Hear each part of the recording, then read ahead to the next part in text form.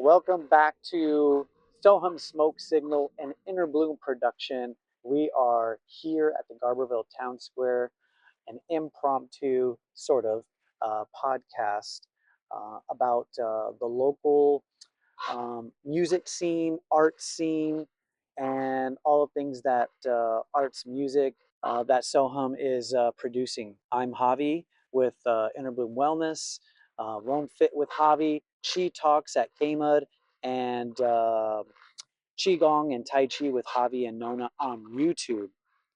And I'm here with Andy Caffrey and Jim Box Ranjit, and we're all media makers, filmmakers, photographers, and we go around to the various events that are happening in and around Sohum, and we film them, we document them, and archive them, and edit them, and we share them with with the organizations and with the public, and like I said, this is Sohum Smoke Signal, and so we want to direct your attention to the things that we are so passionate about and what we want to document and share from Sohum. So we have a few things to talk about. We're going to be talking about, well, I just mentioned this is an Inner Bloom production, Sohum Smoke Signal. We're going to be talking about a program called The Wild Things that was done by the Garberville Library. Hera Has a Heart, a local one-woman opera, the Summer Arts Music Fest that we are just recovering from this past weekend, the KMUD Block Party, and some bands that played at the KMUD Block Party, the Bhakti Fest, Kirtan, and some of the artists there.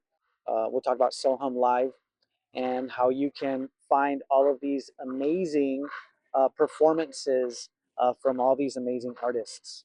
Hi, everybody. I'm Andy Caffrey. Uh, I have been shooting video of activism, music, poetry, acting in Southern Humboldt and beyond since the 1980s. In this last year, I've been documenting a lot of the current projects, including a project from the library. We're fortunate that the local Garberville Library is run by a little tiny collective of activist-oriented uh, artists themselves, and so the library this last winter had a program where they created a reenactment of the world famous children's book, Where the Wild Things Are. And so they took it down to our community park one Saturday afternoon and did 4 performances with a combination of actors from the various companies that we have here, like the Random People Theater Project. Stop!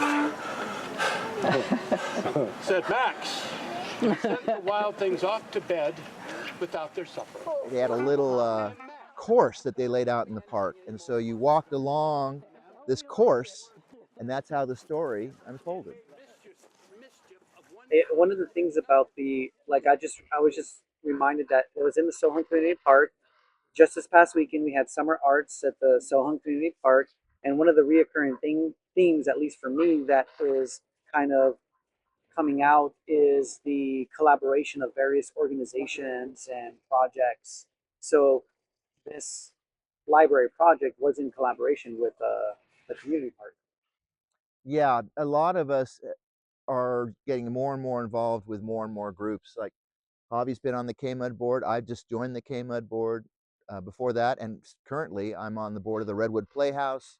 And we have a lot of people who do arts and crafts, who do set design, who make costumes, and they'll be working with Random People at one point. Then they'll go over and they'll work with the Recycled Youth, and they could work with Feet First, the dance company. And so a number of them volunteered to reenact Where the Wild Things Are, which was something pretty new, like tell a story instead of performing a play. They had to reenact a narrative because there's a narrator who tells the whole story. So you're going to hear the whole book.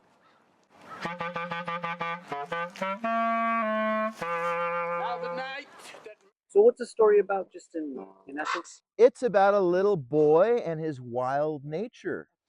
And so he goes out, I don't know if it's in a dream or something else, if it really happened, but he goes out and he has these interactions with wild creatures of nature. Be still Yeah. Jeez. And tamed them with the magic trick of just staring into all their yellow eyes without blinking once. And they were frightened and called him the most wild. And so he's coming to terms with his wild nature, which is something I'd like to see everybody in this country do, because I think a lot of us are way too domesticated. So this is sort of a challenge to the notion that everything should be, performed in its place. I think this came out in the 50s or 60s. And at that time in the United States, things were really conventional. Everyone wanted to be like characters on TV shows like Father Knows Best or My Three Sons. So this was something that said, hey, wait a minute. We are mammals. We are part of the ecosystems. Uh, what does that mean for being a human being? Cool. I see. So I see the Sohum connection here now. So talk a little bit about now like Sohum culture then, and then like I guess what appeals to folks that live here and around here, in terms of the story of this book and Wild. I mean, I guess I could say obviously like being out here in the middle of a forest, essentially, you're amongst and within the wild, those wild things, and there's all these things that you have to sort of either give up coming away from the city, and also skills that you kind of also have to learn to live around here. And Like you, a bear tearing your doorknob off. right, you have to come to terms with nature. You don't have nature pushed away from you so you can live in your nice little stucco home with your entertainment center and your little your coffee makers and bread makers and all of those things. Here, a lot of people started out like me, started out in a suburban environment. I started out in the 1950s and 60s in Los Angeles, and most of my friends have stayed there. And it's very interesting for me to see how people are here in Humboldt County, who are my friends, compared to my friends who are in Los Angeles. And here, we've kind of brought together a lot of the more adventurous members of our generation, who are willing to go into the unknown and make things from scratch.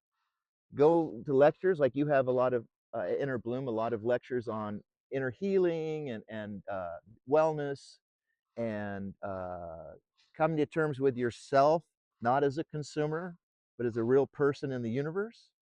And often you have to give up a lot of the things that you had in the city. For me, one of the biggest things was rock concerts.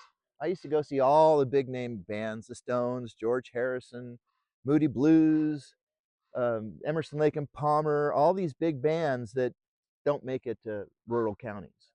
And I've only been to, I think, 2 concerts like that in like the last 20 years since I've lived here. But that's okay because we have such a tremendous musical culture here. I'm not really missing anything, as you'll see from the performances we're going to show later in this program. Well, let's talk about Hera Has a Heart, someone who moved from the East Coast and she's integrated into the community. She's a first responder, she's a firefighter, artist, and now she does this one woman opera. And in fact, I'm making plans to go see her in Petrolia on Friday, I think. Is she doing her performance? Oh, great. I love it. Yeah, we're talking about Jessie Lee.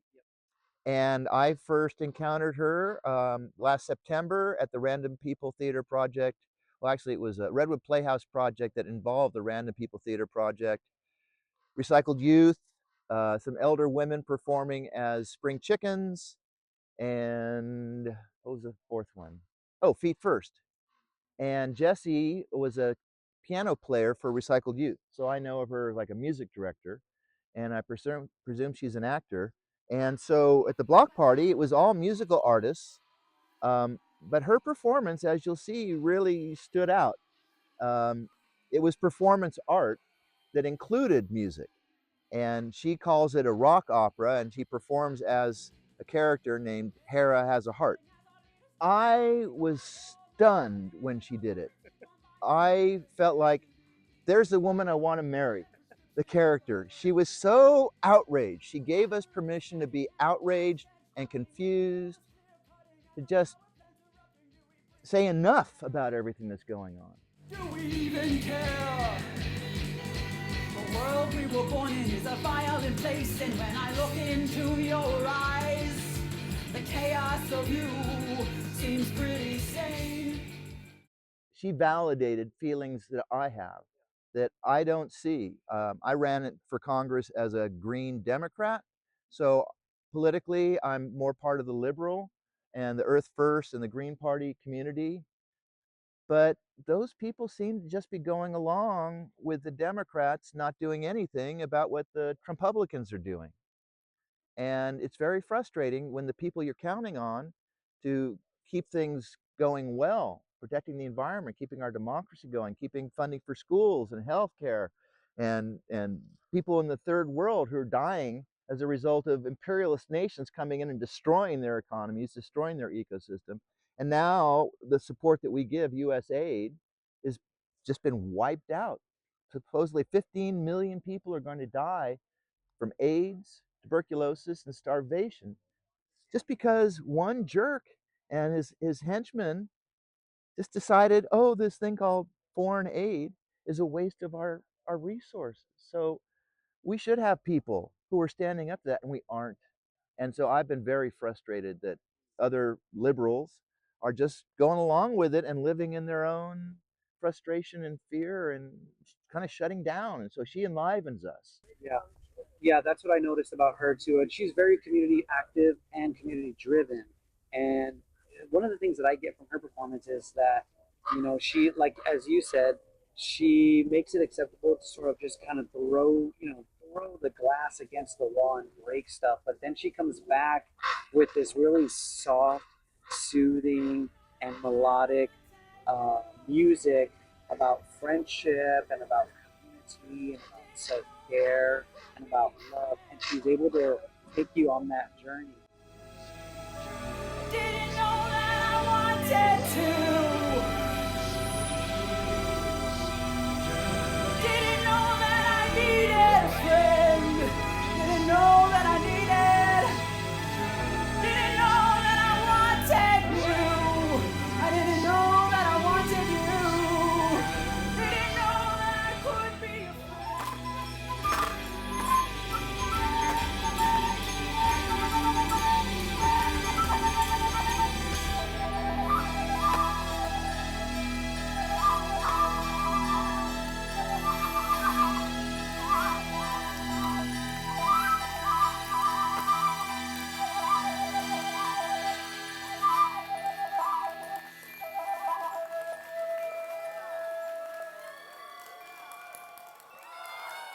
And let's talk about the Summer Arts Music Fest this weekend. You follow around Tony Khalife. Tony Khalife has become a great friend and compatriot to me. He co-hosts Chief Talks with me every third Thursday of the month on KMUD Radio, and he's like me, Eastern philosophy and Eastern martial arts practitioner, and an amazing musician. Indeed, Tony, I've been blessed to be around world-class musicians of various kinds of genres, classical, blues, zydeco, reggae, and kirtan. And Tony is a world-class improvisational guitarist. He's also he's a multi-instrumentalist. He's an excellent tabla player.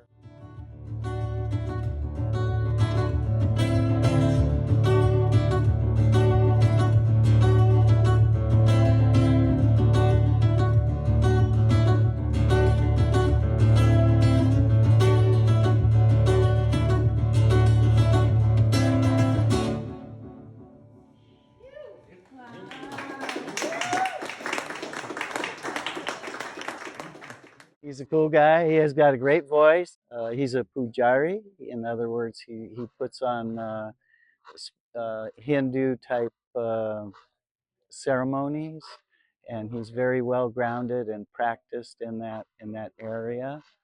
He speaks Arabic. He's Lebanese, and he speaks Arabic, French, and English. And in Lebanon, I've had the pleasure to be there. I supported a high-end U.S. State Department music program. It was like opera, conducting, composition, orchestra, strings type. And what a beautiful country. I felt very safe to be there. I don't know that I feel very safe right now, but anyway, getting back to Tony, um, he was raised as a child warrior during the Civil War in Lebanon in the 80s and 90s, and he's been shot. He's shrapnel. He got tired of that. Went up into the mountains. Found a Frenchman at a monastery. Taught him guitar, and he fell in love with John McLaughlin. Learned about the L.A. rockers teaching guitar in L.A., and that's how he came 40 years ago. And he's just an outstanding person, and we kind of feel like brothers from different mothers. And anyway, I really encourage you to come and see him whenever you can. He played recently, just the other day, at the 48th Annual Summer Arts Music Festival held here in Southern Humboldt at the community park. All right, it was a wonderful, and apparently they've been trying to aim at the community park for 30 years, and they finally had their first gathering there. There was limited to what, 800 tickets. So but congratulations to the Teal. Yeah. Another, foundational organization here that's doing amazing work in Southern Humboldt. And another expansion of our culture. Hallelujah. Park. Yeah, they expect to be able to offer 2,500 tickets next year, so that's a significant difference. And they said they're making improvements, and should top out about 8,000. So we have some room for growth in a new industry, and it appears to be the arts and environmental awareness, which is a solid part of this community's development and history. A lot of back to the landers here. My sweetheart lives up a dirt road. It's all-wheel drive or four-wheel drive. Doesn't have a lock on her door. Lived there 50 years. It's a very different style of life here, and can't hear the neighbors unless they're chainsawing or weed whacking. And so you actually get some the dawn chorus in the morning, and it's wonderful to awaken to natural setting, and that's what Humboldt has to offer. I think that's part of what Tony lives up a dirt road, and he enjoys the quietude. Let's double click on Tony just before we move on and talk about one of the songs that jumps out for you. Zad al-Hala. زاد الحلا فوق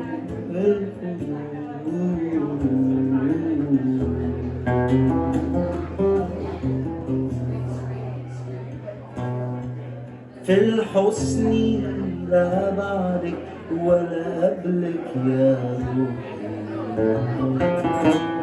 روحي كملت أوصافك يا